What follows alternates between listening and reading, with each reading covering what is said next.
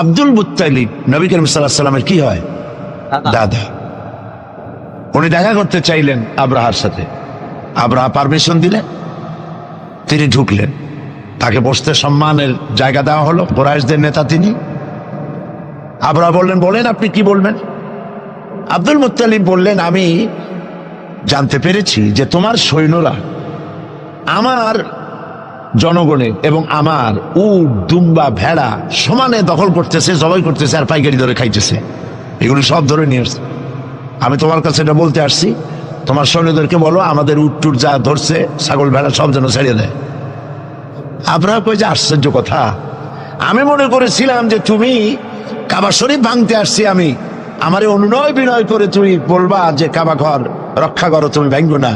তা না কই তুমি তোমার গরু ছাগল উঠ বেড়ান, তোমার কাছে কি কাবার চাইতে উঠ বেড়া ছাগলের দাম বেশি? আব্দুল মুত্তালিব বললেন যে মোটেই না, ওইটার মূল্য আমাদের কাছে অনেক বেশি। তবে আমি ওইটার মালিক না, আমি উঠ ছাগল ভেড়ার মালিক, সেইটা আমি ছাড়াই নিতে আসছি। আর ঘরটা যার, আমি ওই ঘর ধরে বলে আসছি, হে ঘরের মালিক, তুমি তোমার ঘর থেকে ঘরকে ঠেকাও। আল্লাহ পাক তখন ঘর ঠেকাই দিছিলেন, কারণ এই ঘর ঠেকাবার মতো কোনো লোক তখন ছিল না। বাইতুল মুকাদ্দাস যখন আক্রান্ত হয়, বাইতুল মুকাদ্দাস যখন ইহুদিরা আক্রমণ করে, তখন এই পৃথিবীতে 70 কোটি মুসলমান ছিল। যেই পৃথিবীতে 70 কোটি মুসলমান বাস করে, সেই মুসলমানেরা যদি তাদের কেবলায় উলা ইহুদিরা দখল করে নেয়, তা ঠেকাবার দায় দায়িত্ব তাদের মধ্যে সেন্স অফ প্রেস্টিজ যদি ইস্যু না হয়, সর্দি গরমি না হয়, এটা ঠেকাবার দায়িত্ব আল্লাহর নাই। আর বাবরি মসজিদ যখন ভাঙা হয়, তখন এই পৃথিবীতে মুসলমানদের সংখ্যা 125 কোটির কাছাকাছি। 125 কোটি মুসলমান যে পৃথিবীতে বাস করে, সেইখানে যদি মুসলমানেরা তাদের মসজিদ ভাঙ্গে, তাতে করে যদি তাদের গা না জ্বলে, তো আল্লাহ পাক এখানে তয়রান আবাবিল পাঠাবেন না, জরুরত নেই। ঠিক আজ অনুরূপ ভাবে ইরাকের উপরে যে হামলা হচ্ছে, পৃথিবীর মুসলমানেরা নিজেদের জমিন ছেড়ে দিচ্ছে, আমার জমিনের উপরে দাঁড়াই আমার বাইরে পিটাও, আমার ভাইকে মারো, হত্যা করো, আমি তোমার বিমান বাহিনীকে, আমি তোমার নৌবাহিনীকে, তোমার ল্যান্ড ফোর্সকে জায়গা করে দিলাম। এই যদি দেয়, তা আল্লাহ পাক সাহায্য কেন করবেন? আল্লাহর ওয়াদা, আল্লাহর সাহায্যের ওয়াদা তো মুমিনদের জন্য। ওয়া কানা হাক্কান আলাইনা নাসরুল মুমিনিন, মুমিনদেরকে সাহায্য করা আমি আল্লাহর জন্য ওয়াজিব। আল্লাহ রাব্বুল আলামিন কোরআনে কারীমের মধ্যে বলেছেন, ওয়ালা তাহিনু ওয়ালা তাহজানু ওয়া আনতুমুল আলাউনা ইন কুনতুম মুমিনিন। কোনো ভয় নাই, কোনো চিন্তা নাই, যদি মুমিন হও আমি আল্লাহ তোমাদেরকে বিজয় দান করব। ইজা ফাতাশ শারত ফাতাল মাশরুত। শর্ত যদি পালন করা না হয়, ওয়াদা পূরণ হবে না। শর্ত হচ্ছে মুমিন হও, আল্লাহ বলছেন আমি সাহায্য করব। আমরা কি মুমিন হইতে পারছি? জবাব চাই, মুমিন হইতে পারছি? নিজের বুকের কাছে হাত দেন, নিজের কলবের কাছে, নফসের কাছে প্রশ্ন করুন। আল্লাহ যে মুসলমান চান, রসুল যে মুসলমান চান, যে কোয়ালিটির, আমি কি সেই কোয়ালিটি, সেই রিকোয়ারমেন্ট আমি কি ফুলফিল করতে পেরেছি? মন থেকে একটা নেগেটিভ জবাব আসবে, মন বলবে না এখনো হইতে পারো নাই। দাড়ি, টুপি, জামা, হজ, নামাজ হয়তো সবই ঠিক আছে, নামাজ পড়তে পড়তে হয়তো কপালে দাগও লেগেছে, কিন্তু মুমিন হওয়ার জন্য যেটা প্রয়োজন ছিল সেটা এখনো হয় নাই। এই জন্য আমি মাঝে মধ্যে দুঃখ করে বলি, মরা মানুষ তো জিন্দা হইতে পারে না, ঠিক কিনা? কিন্তু কোন মরা মানুষ যদি জিন্দা হইতে পারতেন, এমন কোন সিস্টেম যদি থাকতো, আর একজন সাহাবী যদি জিন্দা হতে পারতেন, আর আমাদেরকে যদি দেখতেন, আমাদের আমালগুলি যদি দেখতেন, চিৎকার দিয়ে বলতেন আল্লাহর কসম, মুহাম্মদ সাল্লাল্লাহু আলাইহি ওয়াসাল্লাম রক্ত দিয়ে, সাহাবায়ে কেরাম জীবন দিয়ে যে মুসলমান তৈরি করে গেছিলেন, এরা সেই মুসলমান না। আমাদের ইসলাম শুধু মসজিদের মধ্যে, আমরা যে মুসলমান তার পরিচয় শুধু মসজিদের মধ্যে। মসজিদ থেকে বেরিয়ে যাওয়ার পর আমার আচরণ আর হিন্দুর আচরণ আর খ্রিস্টানের আচরণের মধ্যে, ইহুদির আচরণের মধ্যে কোনো পার্থক্য আছে কি? বরং আমি তো আরো বাড়িয়ে বলবো, এক ধাপ এগিয়ে, এই পৃথিবীতে যদি চ্যালেঞ্জ হয়, কম্পিটিশন হয়, পৃথিবীতে সব থেকে বেশি মিথ্যে কথা কারা বলে? জবাব রূঢ় হলো বাস্তব। জবাবটা হচ্ছে মুসলমানেরাই। ওজনে কম দেয় কারা বেশি? মুসলমান। খাদ্যে ভেজাল দেয় কারা বেশি? মুসলমান। তাহলে আল্লাহর রহমত আমরা কেন পাবো? এই জন্য কোরআনে কারীম যে উদ্দেশ্যে এসেছিল, আমরা সেই উদ্দেশ্যকে পূরণ করতে পারিনি। কোরআন শরীফ, সুবহানাল্লাহ, সুবহানাল্লাহ, কোরআন একটি বর্ণ মুহাম্মদ সাল্লাল্লাহু আলাইহি ওয়াসাল্লামের বানানো এর মধ্যে নাই। আল্লাহু আকবার। দেখেন না কোরআন শরীফের অরিজিনালিটি, এর অথেন্টিসিটি, এর নির্ভরতা, এর পিউরিটি কতটা 100% মিয়া বিল মিয়া কারেক্ট, সেটা হলো এই কোরআন শরীফে 114টি সূরার প্রত্যেকটি সূরার শিরোনামে আছে বিসমিল্লাহির রহমানির রহিম। একটা সূরায় নাই। কোন সূরা? কেন নাই? এই জন্য নাই যেহেতু এই সূরা নাজিলের সময় আল্লাহ পাক এটা বলেন নাই। জিবরাইল আলাইহিস সালাম যখন নবী করিম সাল্লাল্লাহু আলাইহি ওয়াসাল্লামের কাছে এটা তেলাওয়াত করে শোনায়েছেন, তিনি বিসমিল্লাহ তখন বলেন নাই। নবী করিম সাল্লাল্লাহু আলাইহি ওয়াসাল্লাম যখন সাহাবায়ে কিরামকে লিখতে বলেছেন, কাতেবে ওহী যারা ছিলেন, তখন তিনি এই সূরার প্রথমে বিসমিল্লাহ বলেন নাই, তাই বিসমিল্লাহ এখানে লেখা হয় নাই। তার মানে হচ্ছে কোরআন শরীফ বিন্যাস করা, এর শব্দ বিন্যাস, সূরা বিন্যাস, এর সবকিছুকে বিন্যস্ত করার দায়িত্ব ছিল আল্লাহ পাকের। সুবহানাল্লাহ। আল্লাহ রাব্বুল আলামিন কোরআনে কারীমের মধ্যে বলেছেন, ইন্না নাহনু নাযালনা যিকরা ওয়া ইন্না লাহু লাহাফিজুন। কোরআন নাজিল করেছি আমি আল্লাহ, আর এর সংরক্ষণের সবটুকুন দায়িত্ব আল্লাহ রাব্বুল আলামিন নিজেই গ্রহণ করেছেন, আমি গ্রহণ করেছি। নাজিল করছি আমি, হেফাজত করবো আমি। কে? বলেন সবাই। আমি হেফাজত করবো এটাকে। আল্লাহ পাক গ্যারান্টি দিচ্ছেন, ওয়ালাউ তাকাওয়ালা আলাইনা বা'দাল আকাবিল। আমার নবী যদি নিজের থেকে বানিয়ে কোনো কথা আমি আল্লাহর নামে কোরআন শরীফের ভিতরে চালাই দিতেন, আমি আমার নবীর ডান হাত চেপে ধরতাম, আর তার কণ্ঠ নালীকে আমি আল্লাহ কেটে ফেলে দিতাম। কত বড় কথা! গলা কেটে ফেলে দিতাম। একটি কথাও যদি নিজের থেকে বানিয়ে বলতেন, সুবহানাল্লাহ বলেন। সেই কোরআন একটি শব্দ মানুষের নেই। আল্লাহ পাক বলেছেন, এর উপর, কোরআনের উপর থেকে, এর নিচের থেকে, এর ডান থেকে, এর বাম থেকে, এর ভিতরে শয়তানের বাতিলের প্রবেশের কোনো অধিকার নয়। যদি থাকতো এতদিনে কত বেড়াছাড়া করতো, সেরা বেড়া করতো, উল্টো পাল্টা করিয়া সর্বনাশ করে ফেলাইতো, ঠিক কিনা? পৃথিবীতে শত শত কোটি খ্রিস্টান পৃথিবীতে আছে। খ্রিস্টানদেরকে চ্যালেঞ্জ করুন তো, যে একটা বাইবেলের হাফেজ দাও আমাদেরকে। সারা পৃথিবীতে একটা হাফেজ চাই, বাইবেল মুখস্থ করছে, পাওয়া যাবে? যাবে না। হিন্দুদেরকে চ্যালেঞ্জ করে, কত কোটি হিন্দু আছে তোমাদের, বেদ তোমাদের ধর্মগ্রন্থ, বেদ মুখস্থ করছে, এরকমটা হাফেজ দাও, পারবে দিতে? পারবেন। মহান আল্লাহ রাব্বুল আলামিন কোরআনে কারীমকে হেফাজত করেছেন। সূরা কমরের মধ্যে রব্বুল আলামিন বলেছেন, ওয়ালাকাদ ইয়াসসারনাল কুরআনা লিযিকরি ফাহাল মিন মুদ্দাকির। আল্লাহ পাক বলেন, অবশ্যই কোরআনে কারীমকে আমি মানুষের কাছে মুখস্থ করার জন্য আর বোঝার জন্য সহজ করে দিয়েছি। মুখস্থ করাও সহজ আর বোঝাও সহজ।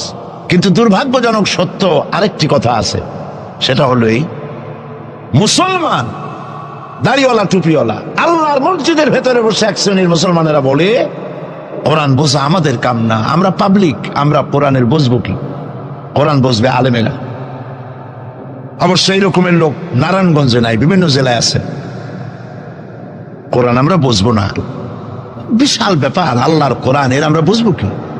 এই কথাটা শয়তানের একটি ওয়াসওয়াসা, এই কথাটি শয়তানের মারাত্মক ওয়াসওয়াসা। আল্লাহ খান কোরআন দিছেন খালি মৌলানা মৌলবীদের বুঝাবার জন্য, আর কেউ এটা বুঝবে না। আল্লাহ পাক বলছেন, আমি মানুষের জন্য কোরআন বোঝা সহজ করেছি, চেষ্টা করো, বুঝতে চেষ্টা করো। কোরআন শরীফ দুইটা জিনিস, একদিকে বোঝা সহজ, মুখস্থ করাও সহজ। আমার কাছে হাফেজ আমি পেয়েছি 8 বছরের বাচ্চা কোরআন শরীফ মুখস্থ করছে। আজকে পত্রিকা দেখলাম একটা ছোট্ট মেয়ের ছবি, 7 বছরে কোরআন শরীফ মুখস্থ করেছে, কোন মৌলানা সাহেবের ছেলে, তার মাও হাফেজ বাবাও হাফেজ। 7 বছরের ছোট্ট বাচ্চা 30 পারা করেছে। আপনি কি মনে করেন, পাগলামি মনে করেন এত বড় কোরআন শরীফ মুখস্থ করা? 7 বছরের বাচ্চা কোরআন মুখস্থ করছে। আমার কাছে মনে হলো যেন আটলান্টিক মহাসাগর আল্লাহ ঝিনুকের মধ্যে ঢুকাই দিছে। এই যে শরফুদ্দিন খলিফা নাকি একটা ছোট্ট বাচ্চার একটা ক্যাসেট বেরিয়েছে না, তানজানিয়া। লোকেরা বলে, খুব আশ্চর্য হয়ে যায় যে কেউ কেউ তো বলে যে এগুলি কম্পিউটার দিয়ে বানাইছে। যারা আল্লাহর কুদরত বিশ্বাস করে না তারা এরকম বলে। লোকেরা আশ্চর্য হয়ে যায়, এত রকম ছোট ছেলে কোরআন শরীফ মুখস্থ করলো কেমনে? বয়স তার 4 বছর। আসলে বয়স 4 বছর না, আমি আজ থেকে 4 বছর আগেই তার ক্যাসেট দেখেছি লন্ডনে। তাহলে হইতেই পারে, আল্লাহ পাক যদি ইচ্ছা করেন করতেই পারে। চিন্তা করে দেখেন না, একটা লোক 40 বছর পর্যন্ত লেখাপড়া জানেন, লিখতেও পারেন না, পড়তেও পারেন না, নামও সই করতে পারেন না, কোন রাজনৈতিক ব্যক্তিদের সাথে ওঠা বসা করেন নাই, কোন কবি সাহিত্যিকদের সাথে ওঠা বসা করেন নাই। সেই লোকটি 40 বছর পর এমন কথা বললেন রাজনীতির কথা, দুনিয়ার সব রাজনীতি ফেল হয়ে গেল। অর্থনীতির ব্যাপারে, সমাজনীতির ব্যাপারে এমন সব কথা বললেন, দুনিয়া ফেল। 40 বছর যিনি লেখা জানেন না, পড়া জানেন না, লিখতে জানেন না, পড়তে জানেন না, কে তিনি? সাল্লাল্লাহু আলাইহি সাল্লাম। তো আল্লাহ পাক কেন পারবেন না? মরা গাছ দিয়ে ফুল ফুটাই দিতে পারেন, মরুভূমির ভিতরে পানির প্রস্রবণ ঘটিয়ে দিতে পারেন, আমিরকে ফকির করতে পারেন, ফকিরকে আমির করতে পারেন। এই তো আল্লাহ। যালিকুমুল্লাহু রাব্বুকুম, ইনি হচ্ছেন তোমার আমার রব। সুবহানাল্লাহ ওয়া বিহামদিহি। কোরআনে কারীমকে একদিকে মুখস্থ করা সহজ, আর মুখস্থ করার জন্য একটি সিস্টেম কোরআন শরীফের মধ্যে আছে, চিন্তা করলে যেগুলি পাওয়া যায়। সেটা হলো এই যে, কোরআন যদি কেউ তাড়াতাড়ি পড়ে মনে হবে যেন প্রবন্ধ পড়তেছি, আর যদি থেমে থেমে পড়ে তাহলে মনে হবে যেন কবিতা পড়তেছি। সুবহানাল্লাহ। প্রত্যেকটা লাইনে লাইনে মিল, ছন্দের আকারে কোরআন শরীফ পৃথিবীর সমস্ত সাহিত্যে মানকে ছাড়িয়ে এত উপরে গিয়েছে, যেই মান পর্যন্ত পৃথিবীর কোন সাহিত্য কিয়ামত পর্যন্ত পৌঁছতে পারবে না। এর ফাসাহাত, এর বালাগাত, কোরআন শরীফের সাহিত্যিক মান চিরকালের জন্য কালজয়ী, এর পাশেও কেউ দাঁড়াইতে পারবে না। সুবহানাল্লাহ। কি পাগল ছাগল হাবিজাবি নবীয়তের দাবি করে। আচ্ছা, নবীর দাবি করলে তো তার কাছে ওহী আসতে হবে। এই যে ছাগল পাগল যেগুলা নবীর দাবি করলো, নবী করিম সাল্লাল্লাহু আলাইহি ওয়াসাল্লাম ইন্তেকালের পরে 30 জন মিথ্যাবাদী নবুয়তের দাবি করবে, ঠিক না? তো নবী হইতে হইলে 3টা শর্ত লাগে। একটা হলো ওহী আসতে হবে, মুজিজা থাকতে হবে, আর চরিত্র। নবীর কপালে লেখা থাকে না যে উনি নবী, বুকের উপরেও লেখা থাকে না যিনি নবী। চরিত্র দিয়েই প্রমাণ হয় ইনি কোনো সাধারণ মানুষ নন, ইনি আল্লাহর নবী। সুবহানাল্লাহ। তাই তো হযরতে নবী করিম সাল্লাল্লাহু আলাইহি ওয়াসাল্লাম যখন হযরত খাদিজা রাদিয়াল্লাহু তাআলা আনহার কাছে যখন দ্বীনের দাওয়াত দিলেন, কালেমার দাওয়াত দিলেন, 1 সেকেন্ডও তিনি দেরি করেন নাই। চিন্তা করেন না,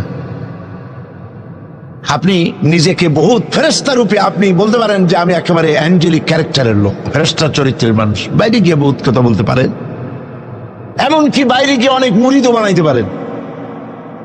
পীর সাহেবদেরকে জিজ্ঞেস করা উচিত যে আপনার বউ আপনার কাছে মুরিদ হয়েছে কিনা।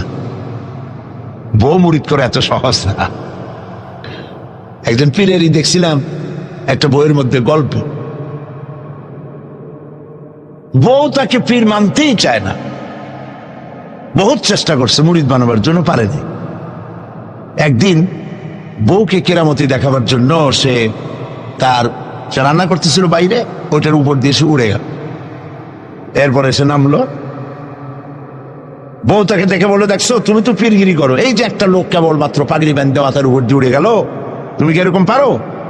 আরে বেটি, আমি তো উড়ে গেলাম তোমার দেখাবার জন্য, তুমি বিশ্বাস করো না। ও, সেই জন্য তো একটু টাইট হয়ে গেছো, সোজা হয়ে যেতে পারো নাই। বউ তো তার স্বামীর জন্য জীবন দিতে পারে, তার ভালোবাসা সবটা উজাড় করে দিতে পারে, কিন্তু ঈমান আনা সহজ নয়। যেহেতু বউ, আপনি সবাইকে ফাঁকি দিতে পারবেন, আপনার স্ত্রীকে কখনো ফাঁকি দিতে পারবেন না। আপনি কোথায় যান, কত রাত্রে বাড়ি ফেরেন, কার সঙ্গে টেলিফোনে কথা বলেন, আপনার ইনস অ্যান্ড আউট, ভেতর এবং বাইরের সব সূর্যের মতো পরিষ্কার আপনার স্ত্রীর কাছে। এই জন্য নবী করিম সাল্লাল্লাহু আলাইহি ওয়াসাল্লাম বলেছেন, তোমাদের মধ্যে উত্তম সেই ব্যক্তি যে ব্যক্তি তার স্ত্রীর কাছে উত্তম। আমি আমার স্ত্রীদের কাছে উত্তম ব্যক্তি। সুবহানাল্লাহ। হযরত নবী করিম সাল্লাল্লাহু আলাইহি ওয়াসাল্লাম তিনি যখন হযরতে খাদিজাকে যখন দ্বীনের দাওয়াত দিলেন, কালেমার দাওয়াত দিলেন, বললেন এক আল্লাহর ইবাদত করো, আমারে শেষ জামানার নবী হিসাবে মেনে নাও, আখিরি নবী হিসাবে আমাকে মেনে নাও। হযরতে খাদিজা এক মুহূর্ত দেরি করেন নাই, সঙ্গে সঙ্গে পড়েছেন লা ইলাহা ইল্লাল্লাহু মুহাম্মাদুর রাসূলুল্লাহ। জোরে পড়েন লা ইলাহা। নারায়ণগঞ্জের মতো জায়গা মাহফিল করবেন তো বড় খয়রাত করতে নামবেন, ছোট্ট বাটি নিয়ে নামবেন কেন? বিরাট ঝুলি নিয়ে নামেন। কেউ তো বেশি দিলে তখন নেবেন কি করে? এই জন্য আপনি যেমন ব্যবস্থা করবেন সেরকম। আমরা তো আরামে বক্তৃতা শুনতেছি, আর ইরাকের মুসলমানদের ঘুম হারাম হয়ে গেছে, খাবার নাই। গতকাল ব্রাহ্মণবাড়িয়া বলেছি, ইরাকের গর্ভবতী নারীরা তারা ডাক্তার সরকারের কাছে দাবি জানাইছিল যুদ্ধের একদিন আগে, বলছিল আমাদেরকে অপারেশন করে বাচ্চাগুলো বের করে দাও। আমেরিকার কাফেরদের বিরুদ্ধে লড়াই করে শহীদ হয়ে মরতে চাই।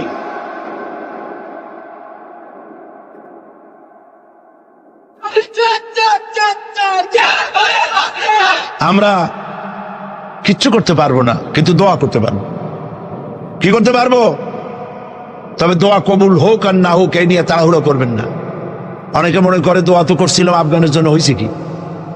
এই জাতীয় কথা বলা ইমানের বিপরীত, ইমানের খেলাফ। আপনার দোয়া কবুল করতে আল্লাহ বাধ্য নন। ফাআলুল লিমা ইউরিদ, যা খুশি তাই করেন। সুবহানাল্লাহ বলো। এই দোয়া যে করি, এই দোয়া কবুল আজ হবে, কাল হবে, অথবা 5 বছর 10 বছর পরে হবে, অথবা কবুল যদি না হয়, শাহনশাহ রব্বুল আলামিনের দরবারে দোয়া করা হয়েছে, এজন্য আল্লাহ পাক কিয়ামতে মর্যাদা বৃদ্ধি করে দিবেন। দোয়া করতেই হবে, দোয়া ছাড়া পথ নাই। কাজে বসবেন, হাঁটাহাঁটি করা ঠিক না। হযরতে খাদিজাতুল কুবরা রাদিয়াল্লাহু তাআলা আনহা ঈমান এনে কালেমা পড়ে বললেন কি জানেন? বললেন আবাল কাসেম, হে কাসেমের পিতা, হে কাসেমের পিতা, আমি বিগত 15টি বছর আপনার সাথে ছিলাম স্ত্রী হিসেবে। আমি আপনার মধ্যে যে আচরণ দেখেছি, যে আখলাক দেখেছি, এটা কোনো সাধারণ মানুষের হতে পারে না। আপনি অবশ্যই আল্লাহর নবী, বিন্দুমাত্র সন্দেহ আমার নাই। সুবহানাল্লাহ। প্রিয় ভাই সব, সেই নবীদের জন্য 3টি শর্তের কথা বলেছিলাম। একটা হলো ওহী, একটা মুজিজা, একটা উন্নত মানের চরিত্র। ওহী ছাড়া নবী হওয়া যায় না। এই কোরআন সর্বশেষ ওহী মুহাম্মদ সাল্লাল্লাহু আলাইহি ওয়াসাল্লামের পরে। এরপরে আল্লাহর কোন ওহী আসবে না, একটা শব্দ আসবে না পৃথিবীর মানুষের জন্য। কমপ্লিট করে দেওয়া হয়েছে। আল ইয়াউমা আকমালতু লাকুম দীনাকুম ওয়া আতমামতু আলাইকুম নি'মাতি ওয়া রাদিতু লাকুমুল ইসলাম দীনা। এটাকে কমপ্লিট করা হয়েছে আল্লাহর পক্ষ থেকে। পৃথিবীর মানুষের জন্য আর একটি শব্দ প্রয়োজন নাই। বিজ্ঞানের আবিষ্কার যত বাড়ুক, কোরআন শরীফের কিচ্ছু তাতে আসে যায় না। যদি কোন আহাম্মক বলে যে বর্তমান হলো বিজ্ঞানের যুগ, কোরআন নাজিল হয়েছে কত বছর আগে? ১,৫০০ বছর আগে কোরআন নাজিল হয়েছে, সেই যুগের কোরআন। আর এখন মডার্ন যুগ, এখন কি এগুলি চলে? আরে বাবা, তোমার বিজ্ঞান ফেলের সামনে। বিজ্ঞানের থিওরি হচ্ছে, বিজ্ঞানের একটি থিওরি এই যে বিজ্ঞানের কোন থিওরি ফাইনাল নয়। আজকে এক বিজ্ঞানী এক কথা বলে, কালকে আরেকজন আরেক কথা বলে। একদিন তো ডারউইন বলেছে এই মানুষগুলো মানুষ না, সবগুলা বান্দর। ও নিজেও বান্দর। বান্দর কেন? মানুষের নাকি দেখা যায় বান্দরের মতো। আচ্ছা বলেন, বান্দর আমার মামু হয়, শিম্পাজি আমার নানা, ওরাং ওটাং দাদা, এ বলে এর মধ্যে কোনো গৌরব আছে? এর মধ্যে কোনো গৌরব আছে? কোনো গৌরব নাই। ডারউইনের গোষ্ঠী বান্দরের গোষ্ঠী হইতে পারে, কিন্তু আমরা বান্দরের গোষ্ঠী না। আমরা আসছি আদম থেকে, আদম আসছে মাটি থেকে। সুবহানাল্লাহ। ওই সময় সে বলছিল, আমি চিন্তা করছি যে কয় বোতল খাইয়া এরকম লিখতে পারে। ওই সময় সে বলছে মানুষ বান্দর জাতি। এরপরে যারা পৃথিবীতে বিজ্ঞানী, তার সমকালীনের পরপরই যারা এসছে, তারা রিসার্চ করে বলেছে এই ডারউইনের এই কথা হলো একটা বান্দরামি, এটা ঠিক না। কারণ মানুষ যদি বান্দরের জাত হয়, তাহলে বান্দর তো পৃথিবী থেকে বিলুপ্ত হয় নাই, এখনো পৃথিবীতে বহুত বান্দর আছে। এই বান্দর গুলা, আমরা তো একটা বান্দর এরকম দেখলাম না যে কোমর পর্যন্ত মানুষের মতো হয়ে গেছে। আরো কিছু ভালো করে খাওয়াইলে তাড়াতাড়ি করে মানুষ হয়ে যাবে। অর্ধেক মানুষের মতো হয়েছে, 12 মানুষের মতো হয়েছে, অথবা মানুষ এই মাত্র হয়ে গেল বান্দর থেকে লেস খসে গেছে। এরকম হয়েছে কোথাও? কোন জিনিসের সাথে কোন জিনিসের সিমিলারিটি থাকলে এইটা ওইটার বংশের, এটা কি করে বলা যায়? তো এরকম বলেছে কেন তারা? মন যা বলেছে তাই বলেছে। ইন হুয়া ইল্লা ওয়াহয়ুন ইউহা। আল্লাহ পাক বলছেন, নবী যা বলেন, কোরআনের নামে যা বলেন, সব ওহী। তিনি নফস এবং প্রবৃত্তিকে অনুসরণ করে কোনো কথা বলেন না। আমি যা বলতে বলি তাই বলেন। সুবহানাল্লাহ। সুতরাং নবী করিম সাল্লাল্লাহু আলাইহি ওয়াসাল্লামের কাছে কোরআন এসেছিল এই কারণে যে কোরআন দিয়ে তিনি একটি সমাজ বিপ্লব করবেন, তাবিজ লাগবেন, এই জন্য কোরআন আসে নাই। বোঝেন কিনা কথা? এই যে দেখুন, আমার হাতে কোরআন শরীফ একটা আছে, ছাপা হয়েছে সুলেমানিয়া বুক হাউস, বাংলা বাজার, ঢাকা। কে তাদেরকে অধিকার দিল কোরআন শরীফ সেবে কোরআনের মধ্যে তাবিজের নকশা আঁকা? আল্লাহর কালামের সাথে এটা বেয়াদবি, বেহরমতি। এই জাতীয় কোরআন শরীফ বাজারে পাইলে আপনারা কিনবেন না। কোরআন শরীফ নাম্বার দিয়ে তাবিজ লেখার কোন অধিকার ইসলাম কাউকে দেয় নাই। কোরআন শরীফকে জাতির কাছে হালকা করেছে তাবিজের ব্যবসা দিয়ে। এটাকে একটা তাবিজের কিতাব বলে মনে করা হয়েছে। দেখুন, সূরা ফাতিহা, এই নকশা গলায় বাঁধিয়ে রাখিলে মুক্তি পাওয়া যাইবে রোগ হইতে। সূরা মারিয়াম, পেটে বাঁধিয়ে রাখলে বাচ্চা হবে তাড়াতাড়ি। সূরা ইউসুফ, এই নকশা গলার সাথে ঝুলায় রাখলে বিয়ে হবে তাড়াতাড়ি, কাঙ্ক্ষিত প্রেমিকাকে পাওয়া যাবে। এই জাতীয় আল্লাহর কালামের সাথে তামসা করেছে এরা, নাউজুবিল্লাহ বলে। তাবিজগুলা কি? কতগুলো দাগ দেওয়া, আর তার মধ্যে 573, 6072, 286, 1382। হারাম। আপনি 786, 10 লক্ষ বারে যদি দেখেন, একবার বিসমিল্লাহর সমান হবে না। ইমানকে সাফ করতে হবে। কোরআন শরীফ তাবিজ দেখার জন্য আসে নাই। নবী করিম সাল্লাল্লাহু আলাইহি ওয়াসাল্লাম তাবিজ লেখেন নাই, অনুমতি দেন নাই। সাহাবায়ে কেরামের একজন সাহাবীও তাবিজ লেখেন নাই। ঝাড় ফুকের ব্যাপারে ইসলাম অনুমতি দিয়েছে। নবী করিম সাল্লাল্লাহু আলাইহি ওয়াসাল্লাম নিজে ঝাড় ফুক করেছেন, সাহাবায়ে কেরাম করেছেন।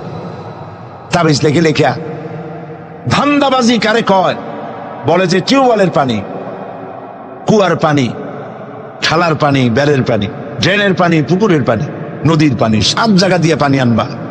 জাফরানের কালি, তারপরে কালিজিরার ছাতু, এইগুলো মিশাইয়া এরপরে দাগ দাগ দিয়ে তাবিজ লিখলো। তারপরে লেখে এক এক পাশে ইয়া জিব্রাইল, ইয়া মিকাইল, ইয়া ইসরাফিল, ইয়া জিব্রাইল, হাবিজাবি কতগুলো লিখিয়া এই জাতীয় যা খুশি আল্লাহর ফেরেশতাদের নাম লিখে গলায় ঝুলাবার কোনো মানে নাই। এগুলি করে কোরআন শরীফকে বেহুরমতি করা হয়েছে। নাউজুবিল্লাহ বলেন। বিশ্বাস করুন, কোরআন তাবিজ লেখার জন্য আসে নাই, কোরআন এসেছে ভাগ্য পরিবর্তন করার জন্য। আল্লাহ রাব্বুল আলামিন বলেন, তাহা মা আনজালনা আলাইকাল কুরআনা লিতাশকা। নবী হে, কোরআন আপনার উপর এই জন্য নাজিল করা হয় নাই যে আপনি আপনার ভাগ্য নষ্ট হয়ে যাবে, ভাগ্য বিপর্যস্ত হবে না, এই জন্য কোরআন আসে নাই। কোরআন এসেছে ভাগ্যকে সুপ্রসন্ন করার জন্য। সুবহানাল্লাহ। সেই কোরআনের সাথে সম্পর্ক করেছি তাবিজের, কোরআনের সাথে সম্পর্ক করেছি চুমা দেওয়ার, মাথায় রাখার, বুকে লাগাবার। হ্যাঁ ঠিক আছে, কোরআন শরীফ মাথায় লাগাবো না কি লাগাবো? চুমা কোরআনে দেবো না কোথায় দেবো? বুকে কোরআন লাগাবো না তা কোথায় লাগাবো? এটা ঠিক আছে, কিন্তু আপনি বলেন, আপনি ডাক্তারের কাছে গেছেন, আপনি রুগী, ডাক্তার আপনাকে প্যাথোলজিক্যাল টেস্ট করে আপনার ডিজিজ কি তা ফাইন্ড আউট করে আপনাকে দিয়ে দিল, কি দিল? প্রেসক্রিপশন। আপনি প্রেসক্রিপশন গ্লাসের ভিতরে ভিজাইয়া 41 দিন সকালে আর বিকালে পান করলেন, অথবা প্রেসক্রিপশন ভাস করে মাদুরের মধ্যে ঢুকাইয়া গলায় ঝুলাই দিলেন, অথবা প্রেসক্রিপশন সকাল বিকাল চুমা খাইলেন। রোগ ভালো হবে? রোগ ভালো হবে? যদি কেউ প্রেসক্রিপশনের সাথে কোনো রুগী যদি এই ব্যবহার করে, তাহলে সেই রুগী সম্পর্কে আপনার চিন্তা, আপনার মত, আপনার রায়, আপনার ফতোয়া কি হবে বলেন? বলেন জোরে। এটা যদি আল্লাহ পাক যদি হন মহান চিকিৎসক, আর এটা যদি হয় সেই মহান চিকিৎসকের পক্ষ থেকে বিশ্ববাসীর সমগ্র রোগের জন্য মহা চিকিৎসাপত্র প্রেসক্রিপশন, তাহলে এই প্রেসক্রিপশনের সাথে যারা ওই জাতীয় ব্যবহার করে তাদেরকে কি বলবে? এবারের ফতোয়া নিজের গায়ে পড়বে। বাচ্চা বড় হইতে পারে না, মায়ের পেট থেকে বাচ্চা আসছে, সমানে এতগুলো তাবিজ ঝুলাই দিয়েছে গলায়। বাচ্চা যদি কথা বলতে পারতো তাহলে বলতো যে আল্লাহ কি অপরাধ করছে, এর চেয়ে তো মায়ের পেটে ভালো ছিলাম, এগুলো তো জাগাইতেও পারি না। কতগুলো তাবিজ, এরপরে কালো সুতা, হলুদ সুতা, লাল সুতা করতে পাইছো? আজমির শরীফ থেকে আনছি, হারাম। পীর সাহেবদের কাছে যাওয়া হয় আর তারা ফু দিয়া সুতায় গিরে গিরে দিয়ে দেয়, হারাম। কেন সুতায় গিরে দিবেন? মুসলমান ছাগলের বাচ্চা নয় যে দড়ি দিয়ে সুতা দিয়ে আপনি বাঁধবেন। আপনাদের শরীরে যদি তাবিজ থাকে, বাড়ি যদি কারো থাকে, সব খুলে নদীতে ফেলে দেন। আলাইসাল্লাহু বিকাফিন আবদা। আল্লাহ পাক বলছেন, আমি কি আমার বান্দার জন্য যথেষ্ট নই? আলাইসাল্লাহু বিকাফিন আবদা। আমি আল্লাহ আমার বান্দার জন্য যথেষ্ট নই? চিল্লায় বলেন অবশ্যই যথেষ্ট। ওয়াইজা সাআলতা ফাসআলিল্লাহ ওয়াইজা ইসতাআনতা ফাসতাইন বিল্লাহ। যা বলার এক মহান সত্তার কাছে বলো, যা চাওয়ার এক মহান সত্তার কাছে চাও। তিনি কে? তিনি হচ্ছেন আল্লাহ পাক। সুবহানাল্লাহ বলেন, সুবহানাল্লাহ। প্রিয় ভাই সব, যারা মাজারে যায়, ওই যে মাজার আছে সিলেট শাহজালালের রহমতুল্লাহ আলাইহির মাজার, আজমিরে আছে খাজা মুঈনুদ্দিন চিশতি রহমতুল্লাহ আলাইহির মাজার, বাগদাদে আছে হযরত বড় পীর মহিউদ্দিন আব্দুল কাদের জিলানী রহমতুল্লাহ আলাইহির মাজার। বাংলাদেশ থেকে লোকেরা তাদের পয়সা করি আছে সব জায়গায় যায়। কেন যায়? 15 বছর বিয়ে করছে, বাচ্চা হয় না, মামলা করেছে হাইকোর্ট, সুপ্রিম কোর্ট, সব জায়গায় বেকায়দা, ব্যবসা করে, খালি লাল বাতি জ্বলে, ওষুধপত্র খায়, রোগ ভালো হয় না, চলে গেল মাজারে। একটু সময়ের জন্য কমন সেন্সের কমন বাদ দিয়া শুধু সেন্স দিয়া চিন্তা করেন। যার কাছে আপনি আপনার অভিযোগ বলতে গেছেন, এই 3 জন অলির কথাই ধরি, বাকিদের পরে ধরি। ওনাদের মাতৃভাষা কি? শাহজালাল রহমতুল্লাহ আলাইহির মাতৃভাষা কি? আরবি। বলেন কি? আরবি। ইয়েমেন থেকে তিনি এসেছিলেন, আরবি। খাজা মুঈনুদ্দিন চিশতি রহমতুল্লাহ আলাইহির মাতৃভাষা আরবি। হযরতে বড় পীর আব্দুল কাদের জিলানী রহমতুল্লাহ আলাইহির মাতৃভাষা আরবি। আপনি গিয়ে বাংলায় বললেন, খাজা বাবা আমার তো 15 বছর বিয়ে করছি, বাচ্চা মোটে হয় না, এখন করবো কি? আপনার কথা খুব বুঝছেন তিনি, তাই না? খুব বুঝেছেন। গেল 1 নম্বর মিসফায়ার। 2 নম্বরে, আপনি যে কবরের কাছে গিয়ে এই কথাগুলি বলছেন, তিনি যে কবরে আছেন তার গ্যারান্টি কি? ওখানে তো তিনি নাও থাকতে পারেন। সাধারণ এমপি মন্ত্রী কোন জেলায় যদি যায়, সরকারের মেহমানখানা আছে, নাম কি? Circuit house. মেহমান যে আন্দাজের, সরকারের তেমন ব্যবস্থা আছে, ডাকবাংলা আছে, রেস্ট হাউস আছে, সার্কিট হাউস আছে, ঠিক না? 2 রকমের মেহমান। এক প্রকার হলো ভিআইপি, আর এক প্রকার হচ্ছে নিকৃষ্ট, চোর ডাকাত। এরাও সরকারের মেহমান। চোর ডাকাত, মুচ্ছা বদমাস, সন্ত্রাসী, ওরা যদি মেহমান হয়ে পুলিশে, এদের ধরবে কারা? এই মেহমানদের ধরবে পুলিশে। ধরে নিয়ে ওদের জন্য মেহমানখানা হলো হাজত। হাজতের মধ্যে থুয়ে দিবে, কনভিক্টেড হলে পরে জেলখানার মধ্যে ঢুকাই দেবে, ঠিক কিনা? আর যদি এমপি হয়, মন্ত্রী হয়, প্রধানমন্ত্রী হয়, তা থাকার জন্য প্রত্যেকটা জেলায় গভর্নমেন্ট সার্কিট হাউস করে রেখেছে। এই সব মন্ত্রী প্রধানমন্ত্রীর চাইতে ওলিউল্লাহ, আল্লাহর ওলি যারা, তাদের মর্যাদা আল্লাহর কাছে অনেক বেশি। তারা ইন্তেকাল করবেন আর আল্লাহ মাটির মধ্যে ভালাই থবেন। আল্লাহর কোনো রেস্ট হাউস থাকতে নাই, আল্লাহর কোনো গেস্ট হাউস থাকতে নাই। হয়তো তিনি কবরে নাই, গেস্ট হাউসে তিনি আরাম ফরমাচ্ছেন। 2 নম্বর মিসফায়ার। 3 নম্বরে, কবরে যদি থাকেও তখন তিনি ঘুমে আছেন না চেতনা আছেন? যদি ঘুমের মধ্যে থাকে তাহলে 3 নম্বর মিসফায়ার, কোনো কামে লাগলো না। এই জন্য চাইতে হবে এমন মহান সত্তার কাছে যিনি কখনো ঘুমান না। লা তাখুযুহু সিনাতুন ওয়ালা নাওম, যার ঘুমও নাই, তন্দ্রাও নাই। কে তিনি? চিল্লায় বলুন। কলিজাটারে পরিষ্কার করেন, সাফ করে নেন।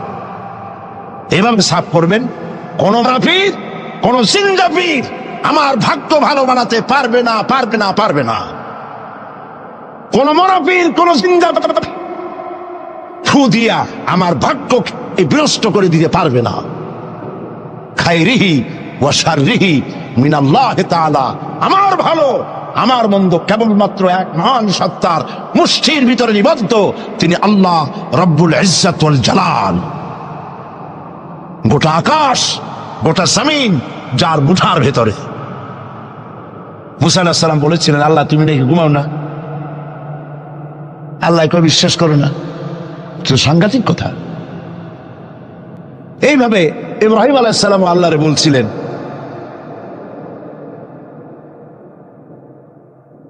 রব্বি আরিনি কাইফা তুহইয়াল মাউতা, আল্লাহ তুমি মরাকে জিন্দা করো কেমনে? আল্লাহ কয়, আওয়ালাম তুমিন, বিশ্বাস করো না? ইব্রাহিম আলাইহিস সালাম কেমন গেছেন? তিনি সাথে সাথে বললেন বালা। তিনি কিন্তু নাম বলতে পারতেন, যদি নাম বলতেন তো ভুল হইতো না। তো নাম আর বালা সমর্থবদ, তিনি বলতেন হ্যাঁ, কিন্তু নাম বলেন নাই, বলেছেন বালা। সাথে সাথে একটু দেরি করেন নাই। আল্লাহ প্রশ্ন করেছেন, কত বড় লোভ পয়গম্বরের জন্য, আওয়ালাম তুমিন, বিশ্বাস করো না যে আমি মরারে চিন্তা করতে পারি? ইব্রাহিম আলাইহিস সালাম বললেন বালা। এর অর্থ হচ্ছে হয় নট, কেন নয়, অবশ্যই বিশ্বাস করি। ওয়ালাকিন লিয়াতমাইন্না কলবি, তবে মূল বিষয় হলো যদি আমি চোখে দেখতাম, কানে শোনার, চোখে দেখা ব্যাপারটা একটু ভিন্ন। আল্লাহ বলেন, বিশ্বাস যখন করছো, মরারে কেমনে চিন্তা করি আমি তোমাকে দেখাবো। সুবহানাল্লাহ, এই কোরআন শরীফের মধ্যে আল্লাহ বলেছেন। মুসা আলাইহিস সালাম বলছেন, আল্লাহ তুমি নাকি ঘুমাও না, আল্লাহকে বিশ্বাস করো না? কয় আল্লাহ বিশ্বাস করো, তবে বুঝি না জিনিসটা। মুসা আলাইহিস সালাম ভয় পেয়ে গেলেন। আল্লাহ রাব্বুল আলামিন বলেন, ভয়ের কোনো কারণ নাই। এটি একটি উদাহরণের জন্য আমি তোমাকে গ্লাস নিয়ে দাঁড়িয়ে থাকতে বলেছিলাম। একটা গ্লাস হাতে নিয়ে কয়েকটা সেকেন্ড বা একটা মিনিটও দাঁড়াইতে পারলা না, হাতের থেকে ঘুমের কারণে ভেঙ্গে চুরমার হয়ে গেল। তোমার রব, তোমার আল্লাহ হাতের মুঠার ভিতরে সপ্ত আসমান জমিন কুল কায়নাত, এর কন্ট্রোলিং সিস্টেম, এর ট্রাফিক সিস্টেম সবকিছু আল্লাহ রব্বুল আলামিন কন্ট্রোল করেন। তোমার আল্লাহ যদি ঘুমায় যায় সব শেষ হয়ে যাবে। লা তাখুযুহু সিনাতুন ওয়ালা নাওম, তার ঘুমও নাই তন্দ্রাও নাই।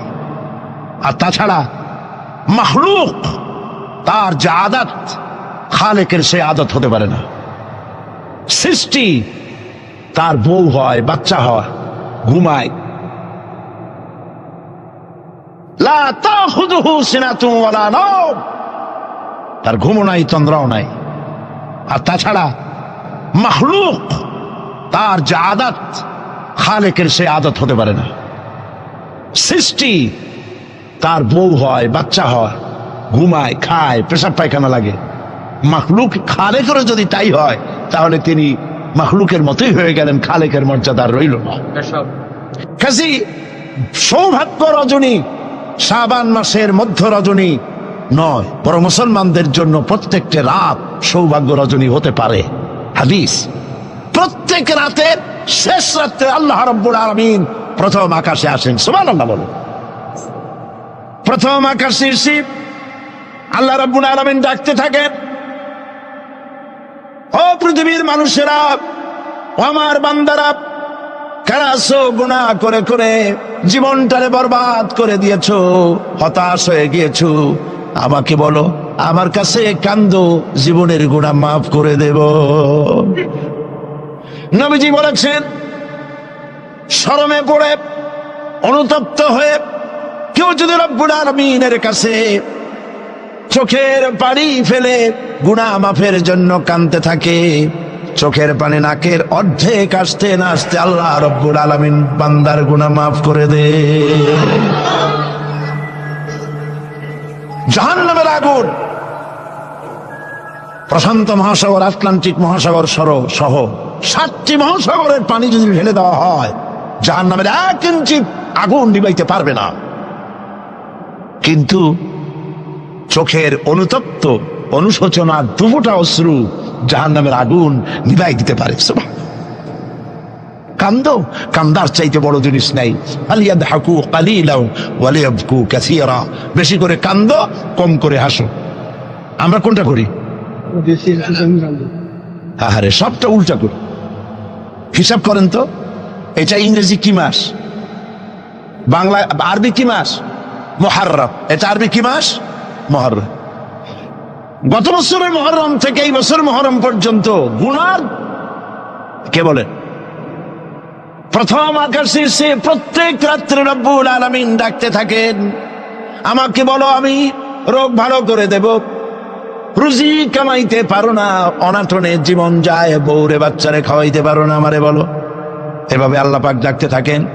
সময় মতো যারা গভীর রজনীতে উজু করে তাহাজ্জুদের নামাজ আদায় করে রব্বুল আলামিনের দরবারে কান্দে, আল্লাহ রাব্বুল আলামিন তখন ফেরেশতাদের জিজ্ঞেস করেন, ফেরেশতারা, পৃথিবীর মানব গোষ্ঠী ঘুমিয়ে আছে, এই যে মানুষগুলি দেখা যায় আরামের ঘুম হারাম করে কি যেন বলে আর কান্দে, কান্দে কেন বল? ফেরেশতারা বলে, রব্বুল আলামিন তুমি তো জানো। আল্লাহ বলেন, জানি, তারপরেও তোমাদের মুখে শুনতে চাই। ফেরেশতারা বলে, রব্বুল আলামিন তোমার বান্দা গুনাহ করেছে, গুনাহ দিয়া জীবন নষ্ট করে ফেলেছি, বুঝতে পেরেছে জাহান্নাম ছাড়া কোনো পথ নাই, তারা গুনাহ মাপ চায়, জাহান্নাম থেকে বাঁচতে চায়, জান্নাতে যেতে চায়। একটা একটা করে সব তারা বলে। আল্লাহ পাক জিজ্ঞেস করেন, আমার ফেরেশতারা, আমার এই বান্দাগুলি কি আমার দোজখ দেখেছে? ফেরেশতারা বলে, না, দেখে নাই। আমার জান্নাত কি দেখেছে? না, দেখে নাই। আমারে কি দেখছে? না, দেখে নাই। রব্বুল আলামিন বলেন, ফেরেশতারা শোনো, আমার এই বান্দাগুলি আমারে দেখে নাই, আমার বেহেশত দেখে নাই, দোজখ দেখে নাই, শুধুমাত্র কোরআনের কথা, নবীর কথা বিশ্বাস করে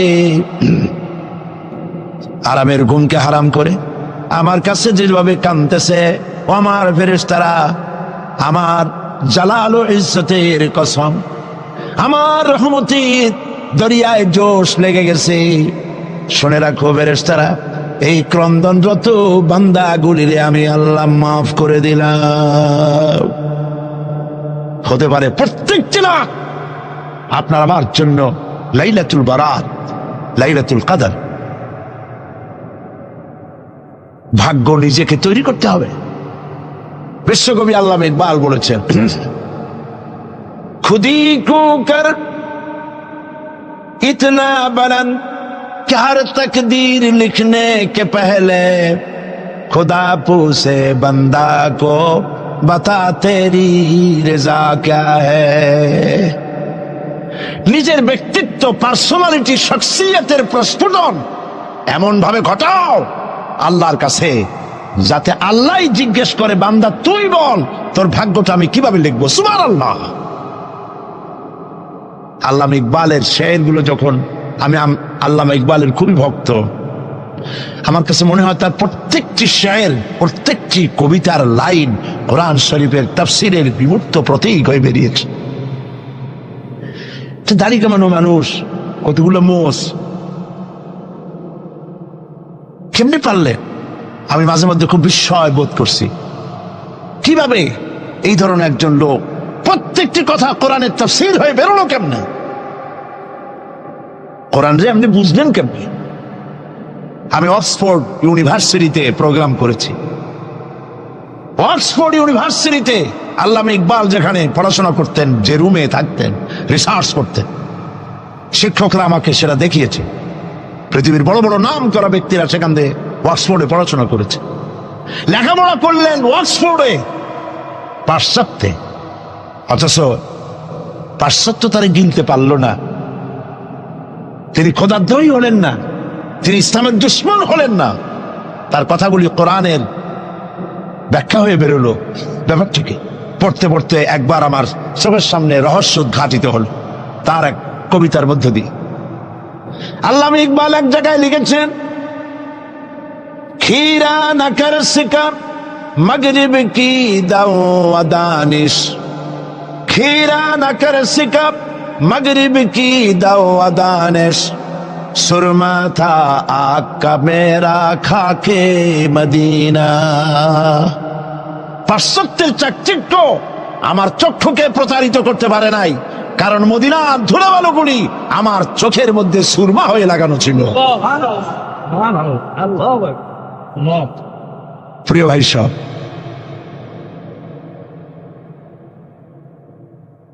ব্যক্তিত্ব এমন তৈরি করতে হবে আল্লাহর দরবারে, আল্লাহ ছাড়া কিছু নেই। এই কলজার ভিতরে আল্লাহ এবং রসুলের মহব্বত ছাড়া সব মহব্বতকে উৎখাত করে দিন। বিবির মহব্বত, বাচ্চার মহব্বত, পৃথিবীর মহব্বত, সব মহব্বতকে এর উপরে স্থান দিতে হবে আল্লাহ এবং রসুল। তাহলেই সঠিক মুসলমান হতে পারবো। আর এইরকম মুসলমান 130 কোটির দরকার নাই, 313 জন যথেষ্ট।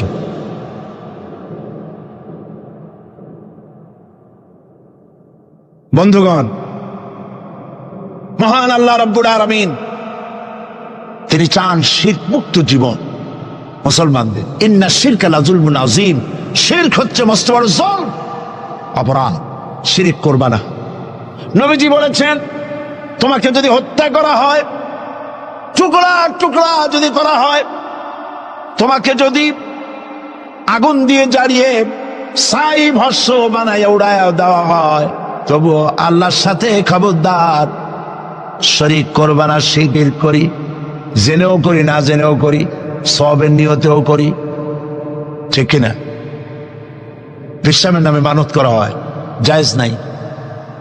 মুসলমানরা মানত করে না, মেয়ে লোকেরা বেশি করে। একটু বিপদ পড়লেই বাগদাদের নামে 5 টাকা, অমুক জায়গার পেশাবের নামে মুরগি, অমুক জায়গার নামে ডিম, হাবিজাবি মানত করে তোর হারা। মানত হবে শুধুমাত্র কার নামে? বলেন বলেন জোরে, আল্লাহ ছাড়া কারো নামে মানত করা যাবে না। মাজারগুলির উপরে আগরবাতি, মোমবাতি, চাদর দিয়ে আমাদের দেশে মাজারগুলি যা করছে, আরে এই কি মুসলমানে করে? মুসলমানের সম্পর্ক তো মাজারের সাথে কোন সম্পর্ক নাই। মুসলমানদের সম্পর্ক হবে মসজিদের সাথে। এই পৃথিবীতে শ্রেষ্ঠ জায়গা কোনটা? চিল্লায় বলেন। আর সব থেকে নিকৃষ্ট জায়গা কোনটা? বাজার, নট মাজার। বাজার নিকৃষ্ট, মসজিদ উৎকৃষ্ট। মাজারে কেন যান? আপনার মনটা দুর্বল। মাজারের কাছ থেকে দেখবেন ট্রাক, বাস যখন চালায় রেস কমায় দেয়, আসতে যায়, কি জানি যদি পিসাব এটা উল্টাই ভালাই দেয়। পিসাবের সম্পর্কে আপনার ধারণা এত খারাপ। উনি মরে গিয়েও আপনার গাড়ি উল্টে মানুষ মারবে। নাউজুবিল্লাহ। মদিনা মুনাওয়ারায় মসজিদ নববী শরীফ, নবী করিম সাল্লাল্লাহু আলাইহি ওয়াসাল্লাম যেখানে শুয়ে আছেন, যার জাসাদ মুবারক, যার শরীর মুবারকের এক গেসা পশমও মাটির জন্য হজম করা হারাম, সেই মাজারের পাশ থেকে 130 মাইল 125 কিলোমিটার বেগে গাড়ি সমানে ছোটাছুটি করতেছে, কই অ্যাক্সিডেন্ট হয় না? এই ধরনের বাজে ভয় বাদ দিতে হবে। মাজারে আগরবাতি মোমবাতি চাদর দেওয়া জায়েজ নয়। মাজারে কোন দুঃখে আপনি কম বুঝ বানান? যেই দেশের মানুষ না খায় মরে, বিধবার শাড়ি নাই, এতিমের গায়ে চাদর নাই, মসজিদে কবরের মধ্যে গিয়া মশারি একটা টানাই দিয়েছে। আচ্ছা, আপনার পীর সম্পর্কে ধারণা এত খারাপ কেন? মশাই কি ওনার কবরের মধ্যে যেও কামড়াবে? যে ব্যক্তি মশারি টানাই দিল কবরের উপরে, দেখা যাবে তার মায়ের মশাই খায়, তার বাপের মশাই খায়। আরে কপাল পোড়া মুসলমান! চাদর যদি কবরে দেওয়াই লাগে, তাহলে রাসূলুল্লাহর কবরে উম্মতেরা যদি দেওয়া জায়েজ হতো, নির্দেশ হতো, তাহলে রাসূলের কবরে সুতা দিয়া না, সোনার সুতা দিয়া চাদর বানাইয়া, অথবা উম্মতেরা নিজের কলজা নিজে ছেড়ে রাসূলের কবরে চাদর বানাই দিত।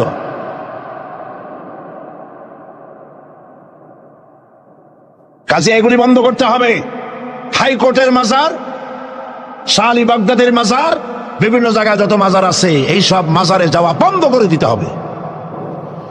এগুলি গভর্নমেন্টের দায়িত্ব হেফাজত করার, আপনার যাওয়ার কোনো দায়িত্ব নাই। এখানে যাওয়ার অর্থই হলো আপনি শিরক করছেন। আপনার মনের ভিতরে দুর্বলতা আছে, ওখানে গেলেই আপনার মনের আশা পুরা হবে। আপনি যাবেন মসজিদে, কোনো বিপদে পড়েছেন, উজু করেন, মসজিদে যান, 2 রাকাত নামাজ পড়েন, কাজায়ে হাজাতের, আল্লাহর কাছে হাত তুলে কান্দেন, দোয়া মঞ্জুর হয়ে যাবে। আলেম হয়, তিনি যদি ব্যবসা না করেন, মানুষকে ধান্দায় না ফেলেন, মানুষকে হেদায়েতের কথা বলেন, আর হেদায়েতের কথা বলতে গিয়ে জেল খাটেন, জরিমানা দেন, কষ্ট হয়, বুঝতে হবে পীর হক। আর যদি কোন পীর হইয়া আর একটা ইসলামী দলকে যদি বলে যে এরা কোন ইসলামের দলই না, যদি আন্দাজে কথা বলে, ঐক্যের বিরোধিতা করে, ইসলামী ঐক্যের, মুসলমানদের ঐক্যের, তাহলে বুঝতে হবে হয় ভারতের গোলামি করতেছে, না হয় কোন দলের পা চাটা গোলামে পরিণত হয়েছে। প্রিয় ভাই সব, এই জন্য কথা পরিষ্কার, কথা পরিষ্কার। কেউ আমার দাওয়াত দেউক আর না দেউক, এতে আমার কিছু আসে যায় না। আমি কারো চাকরি করি না, হক কথা বলবই, হক কথা বলবই বিইজনিল্লাহ, বিমাশিয়াতিল্লাহ তাআলা। মাজার পূজা বন্ধ করতে হবে, এটা পূজা, এই পূজা বন্ধ করতে হবে। পারবেন? পারবেন আপনারা? ওয়াদা করতে হবে আজ থেকে কোন মাজারে টাকা পয়সা, আগরবাতি মোমবাতি, মানত ছানত কিচ্ছু করব না। রাজি আছেন? 2 হাত উঁচু করে দেখা, 2 স্লোগান লাগবে না, হাত দুটো উঁচু করে রাখেন, আল্লাহ দেখলে খুশি হইব। আলহামদুলিল্লাহ। হাত নামা। আল্লাহ ভিক্ষুকরা কোনোদিন বড় লোক হইতে পারে না, কারণ হাত এইরকম করার অভ্যাস হয়ে গেলে সেদিকে আল্লাহর রহমতের নজর পড়ে না। এই রকমের হাতের চাইতে এই রকমের হাতের মর্যাদা বেশি। হাতটা এরকম করতে শিখতে হবে। খালি মুরিদেরা দেবে, আর 2 হাত দিয়া পকেট 14-15টা একটা জামায় সমানে টাকা ঢুকাইতে থাকে। একটা ফু দিলেও 5 টাকা কমে ফু দিতে চায় না, ফুও বিক্রি করে। আল্লাহ হেদায়েত করুন বলেন আমি। এগুলি ব্যবসা। কাছেরটাও খায়, তলারটাও খায়, দুধও খায়, সরও খায়। উপর দিয়ে মনে হয় খুব সুবিসা হুজুর, আমাকে পীর কিচ্ছু করে না। খোঁজ নিয়ে দেখেন ঢাকায় কতগুলি দোকানের মালিক, সুপার মার্কেটের মালিক, বাসের ব্যবসা, ট্রান্সপোর্টের ব্যবসা, গাড়ির ব্যবসা, বহুত কিছু আছে। কাজেই খালি মুখ দিয়া ভেতরে ঢুকে দেখতে হবে। বাইরের কিছু চাকচিক্য দেখে বিভ্রান্ত হবেন না। এর মধ্যে না চাইলে বিরক্ত হয়। সুবহানাল্লাহ কবেন না? हर हमेशा देने को वो तैयार है, हर हमेशा देने को वो तैयार है, जो न मांगे उससे वो बेजार है। सब समय দেওয়ার জন্য প্রস্তুত, যে চায় না আল্লাহ তার উপরে বেজার হয়ে যান।